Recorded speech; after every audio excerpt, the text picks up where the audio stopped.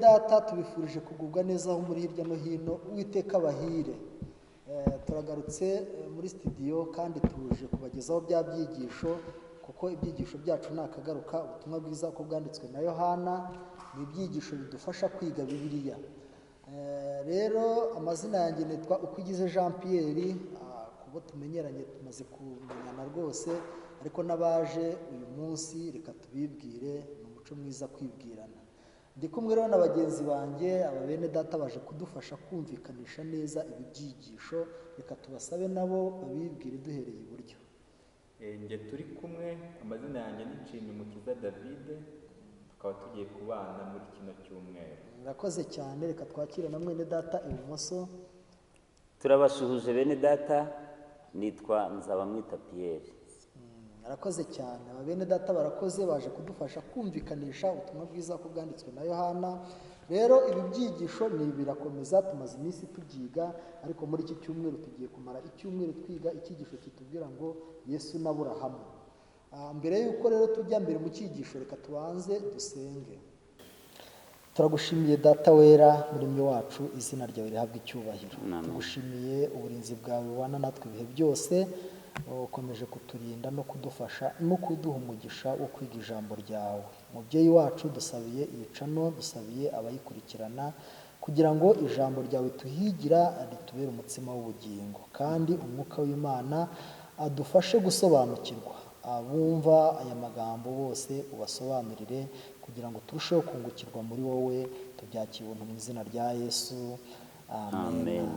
Murakoze cyane, reka dukomeze tubashimire uburyo tugaragariza ubwuzu n'urukundo rwo kudushyigikira, dukomeza no gukangura abahageze bwa mbere gukora subscribe, gukora share, gukora like, kugira ngo dukomeze dushyigikire ivugabutumwa, dukomeze gusangira ijambo ry'Imana. Uwiteka abaho umugisha cyane. Rero bene data, muri amahoro? Yego rwose, turashima Imana. Ni ukuri, nimureke dufatanirize hamwe gukomeza gusangira ijambo ry'Imana. Ndizera ko n'abadukurikiye bameze neza, kandi n'abafite ibibazo mwihangane, Uwiteka ni byose, kandi nk'uko twakomeje kugenda tubibona mu bibabaro, mu bibazo, akomeza kutwihanganisha no kudufasha. Niwe dukwiriye kwisunga.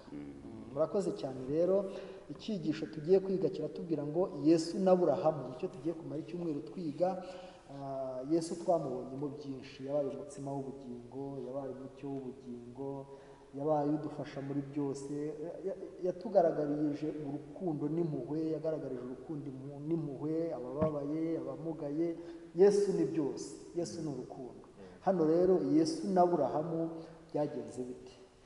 Isomo ryo kuzirikanwa turisoma muri Yohana igice cya 8 umurongo wa 56, hatubwira ngo Aburahamu sekuruza wanyu yifuje cyane kureba umunsi wanjye, kandi awubonye aranezerwa. Uyu ninde wabivugaga? Uyu wabivugaga ni Kristo. Yego rwose, ni Kristo niwe wabivugaga. Ese koko Aburahamu yabonye umunsi wa Yesu? Ko Aburahamu igihe yari ari mu isi, ko Yesu yari ataravukira mu isi, bishatse kuvuga iki David? Hano ikigaragara cyo ni uko Aburahamu koko yabonye Yesu. Nubwo Kristo mu by'ukuri atari yakavuka, ariko hano Kristo we yahamije yuko Aburahamu yabonye uyu munsi aranezerwa. Hano impamvu ituma nemeza yuko yawubonye, amagambo ari mu mwuka w'ubuhanuzi aravuga ngo Aburahamu yasenze isengesho rikomeye cyane, abikuye ku mutima, asaba ko yazabona Mesiya mbere y'uko apfa, kandi yabonye Kristo. Hano rero harahita humvikanisha neza yuko Aburahamu yabonye Mesiya. Nubwo Mesiya atari yakavuka, ariko yabisenze abisaba, kandi mbere y'uko apfa koko yaramubonye. Sinzi namwe niba uko mbibonamo hano, ariko namwe mubibona. Uyu ni umutwe w'icyigisho, kandi arabihuje neza, ndumva bihuje neza, ariko tuzanarushaho kugenda tubyumva neza, Yesu na Aburahamu. Yego. Ingingo y'uyu munsi rero iratubwira ngo abana ba Aburahamu. Yego. buriya aya magambo Yesu yavuga cyari ikintu gikomeye cyane, kuko ni mu kiganiro Yesu yari afitanye n'abayuda, bamubwira bati turi urubyaro rwa Aburahamu. Ariko ikibazo cyaje kugaragara, Aburahamu mu buzima bwe we yabonye umunsi wa Yesu aranezerwa, ariko bo bari bafite ikibazo cy'uko bari bashakaga kumutera amabuye, nk'uko twabibonye mu byigisho byo hirya byabanje. Yabagiriraga impuhwe, akabakiza abavutse bavana n'ubumuga, akabagaburira imitsima, ariko ntibanyurwe, bagashaka kumutera amabuye kubera ko babonaga abarusha ubutumwa. Bavugaga ko bahagarariye ubutumwa, ariko noneho we ibyo abigisha aho kugira ngo bamwemere, bakabona ko ubwo ashaka kubarengaho bamutera amabuye. Rero mu kuri nibyo Yesu yababwiye ngo Aburahamu yabonye umunsi wanjye, ariko abonye igenza ate? aranezerwa. Noneho reka dusabe Pierre aturebere muri Yohana n'ubundi ku murongo igice cya 8 umurongo wa 39, ngo turasa n'abasubira inyuma muri iyi mirongo twasomye. Ni icyo abafarisayo bavugaga bakajya bahora babisubiramo, ariko mbere y'uko usoma 39 banze udusomere umurongo wa 33 w'icyo gice, twumve icyo abafarisayo bavugaga bakajya bahora babisubiramo.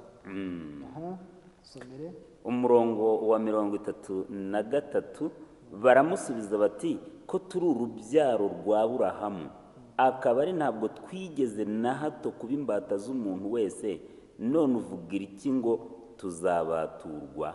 Yego. Noneho 39 usome ariko ahabanza. Baramusubiza bati Aburahamu niwe data. Yego. Bakundaga kubivuga babisubiramo. Nyamara se ikigaragara nk'igifitanye isano n'ibyo ngibyo ni ikihe? Muri Yohana igice cya 8 n'ubundi murongo wa 39, ariko ahaheruka Yesu arababwira ati iyo muba abana ba Aburahamu koko muba mukora nk'uko Aburahamu yakoraga. Ubwo barabibeshyaga rero, kuko ibyo Aburahamu yakoraga bo sibyo bakoraga. Urumva abadukurikiye tuzirikane ko burya hari igihe tujya tuvuga ibyo burya iyo uvuze ibyo udakora ntabwo ari byo, kiba ari ikinyoma kandi kirahishuka. Noneho rero reka dukomeze twumve, dusoma umurongo wa 56. Umurongo wa 56, umurongo wa 56 haragira hati Aburahamu sekuruza wanyu yifuje cyane kureba umunsi wanjye, kandi awubonye aranezerwa. Noneho kugira ngo twumve aya magambo, reka dusabe kugira ngo tuyavugeho, ariko twanayumvise, reka twumve David adusomere, mwene data David adusomera amagambo ari mu gitabo cy'uwifuzwa ibihe byose ku ipaje 466 ndetse na 467, ayanyuremo tuyahuze n'aya magambo tumaze gusoma muri Bibiliya, turusheho kumva neza ibi bintu. Mureke dusome aya magambo duhere kuri isura ibanza. Aravuga ngo abafarisayo bari baravuze ko ari abana ba Aburahamu. Yesu yababwiye ko ibyo bishoboka gusa ari uko bakoze ibikorwa nk'ibya Aburahamu.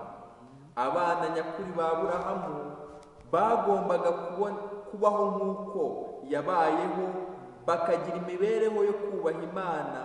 Ntibari bakwiye kugerageza kwica uwabagezagaho ukuri yahawe n'Imana.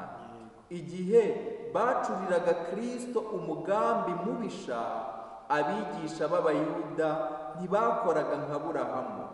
Kuba igisekuruza cyabo cyari gishimikiriye kuri Aburahamu ntacyo byari bimaze. Ntabwo bari abana ba Aburahamu mu gihe batari bafitanye isano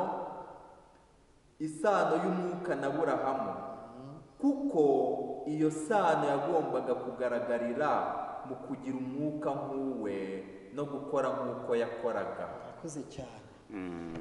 Pie, aha hantu urabyumva ute ubihuje n'aya magambo yo muri Bibiliya twasomye? Uyu mwuka w'ubuhanuzi n'aya magambo twasomye urabihuza ute? Hano hari andi magambo ngira ngo nsome nanone kugira ngo birusheho kumvikana neza cyane. Mu Baroma igice cya 9 umurongo waho wa 6 baravuze bati icyakora si ukugira ngo ijambo ry'Imana ryahindutse ubusa, kuko abakomotse kuri Isirayeli atari bo Bisirayeli bose, kandi kuko ari urubyaro rwa Aburahamu si cyo kibagira abana be bose, ahubwo yabwiwe ngo kuri Isaka niho urubyaro rwawe ruzakwitirirwa. Ibyo ni ukuvuga yuko abana b'umubiri atari bo bana b'Imana, ahubwo abana b'isezerano nibo bemerwa ko ari urubyaro rwayo. Aha rero abana b'isezerano nibo bemerwa ko ari urubyaro rwayo. Ariko kuba umwana w'isezerano nanone bisobanuye iki? Bisobanuye kuvuga umwana ukora nk'ibyo se akora, nibyo byitwa kuba umwana w'isezerano. Nicyo bishatse kuvuga, ni umwana ukurikiza se, ni umwana ukora ibyo se akora, cyangwa mu yandi magambo bitunga urutoki isezerano nyir'uwo afite nyine. Hari isezerano Aburahamu yari afite kandi ryagombaga gusohozwa mu rubyaro rwe. yego, Rero ni ukuvuga ngo urubyaro rwe rwagombaga kurisohoza binyuze mu kurigaragaza nyine. mu kurigaragaza. Yes. David, gira ikindi wongeraho uvuga kuri aya magambo kugira ngo turusheho kumva abana ba Aburahamu, ariko cyane unabisanishe no muri iki gihe cyacu. Abayuda birataga ko ari urubyaro rwa Aburahamu. Ese twebwe uyu munsi ntacyo twirata kandi mu kuri atari icyacu, tukaba tukivuga ku rurimi gusa, ariko mu kuri nta sano dufitanye nacyo? Murakoze. Ngira ngo iyi ngingo uyumvishe neza ifite umutwe uvuga ngo abana ba Aburahamu, ariko mu by'ukuri abana ba Aburahamu ni bande? Abafarisayo nk'uko twabibonye bahoraga bibeshyera, niko hano bigaragara. Bibeshyeraga ko ari abana ba Aburahamu, ariko bakabyibeshyera mu by'ukuri bafite ishingiro, kuko bakomokaga mu rubyaro rwa Aburahamu. Ariko igihe ibi bazaga kubibwira Yesu, kuko Yesu yababwiye ko ari imbata, bamugisha impaka bati turi imbata gute kandi turi abana b'isezerano ba Aburahamu? Kristo arababwira ati iyo muza kuba abana ba Aburahamu mwakagombye kuba mukora nk'uko Aburahamu yagiraga gute? Yakoraga. Bishatse kuvuga iki? Nk'uko twabisomye mu mwuka w'abahanuzi, ntago kuba bari bafitanye isano y'amaraso bibagira abana ba Aburahamu. Kubera iki? Aburahamu ngo yifuje kureba umunsi wa Kristo, maze awubonye agira gute? Aranezerwa. Noneho bano bo Kristo yari ari kumwe nabo, ariko bamucirira umugambi wo kugira gute? Kumwica. Bishatse kuvuga iki? Ntabwo bari abana ba Aburahamu koko mu kwizera. Ibikorwa byabo ntabwo byagaragazaga ko ari abana ba Aburahamu. Ngira ngo rero hano tubihuje n'iki gihe benshi twiyita abakristo, ariko se mu by'ukuri ibikorwa byacu n'imico yacu bihamya ko turi abakristo? Ngira ngo rero hano tubisanishije n'iki gihe benshi twiyitirira ko turi abakristo kuko twabatijwe, ariko imirimo yacu igaragaza ko tutari abakristo. Ngira ngo rero iyi ngingo y'abana ba Aburahamu ngerageje kuyihuza n'imibereho yacu muri iki gihe, nicyo nayivugaho. Murakoze. Ni iki twakora kugira ngo ibyo tuvuga duse nabyo? Hari ikibazo hano banakigarutseho kuri twebwe abakristo. Twebwe abakristo usanga twebwe turi kumaranira kugira ngo twiyerekane, kugira ngo duhirikane mu buyobozi, kugira ngo duhangane mu kiyobozi, ariko tutitaye ku mico ya Aburahamu, tutitaye ku mibereho, ku ngeso n'imibereho bya Kristo. Aha rero icyo harimo kutubwira muri iyi minsi, reba neza yuko imico yawe ihuje n'imico ya Kristo, maze ubwami bw'Imana nawe ubwawe rega ntabwo uzaharanira gusimbura runaka, ahubwo ngo kubw'icyubahiro umuntu wese ashyire mwene se imbere. Tuzaharanira gushyirana imbere, umuntu wese ashyire mwene se imbere, ngo ushyire imbere nawe unshyire imbere, ibyo guhirikana no guhangana birangire. Ngaba abana ba Aburahamu rero. Reka twise iki cyigisho ariko dusoma n'aya magambo. yego aratubwira ngo bityo rero gusimburana mu buyobozi mu by'idini ntabwo bishingiye ku guhererekanya ububasha mu itorero, ahubwo bishingiye ku isano mu by'umwuka. Ya magambo Pierre amaze kuvuga ndetse yanabisomye mu Baroma habisobanuye cyane. Isano mu by'umwuka, imibereho irangwa n'umwuka wari mu ntumwa, kwizera no kwigisha ukuri intumwa zigishaga nicyo gihamya nyakuri cy'uwasimbura abandi ku buyobozi mu by'umwuka. Urumva ni mu by'umwuka bigaragara rwose, ushobora no gusimbura abandi mu bigaragara ariko utari uw'umwuka pe. Iki nicyo gihesha abantu ububasha bwo gusimbura abigisha b'ubutumwa bwiza ba mbere. Rero mu kuri nimureke twigane imibereho y'intumwa, dusabe umwuka wari mu ntumwa kugira ngo duhindure nk'uko nazo zahindutse, noneho dukoreshe tubashe gukora nk'uko abana ba Aburahamu bakwiriye gukora bakoraga. Reka tubashimire bene data, murakoze muri iyi ngingo, murayidufashije kandi turayumvise.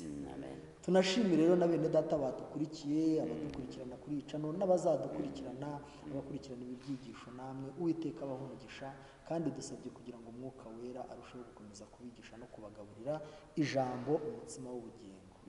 Nibyo tubifuriza mu izina rya Yesu. Amen.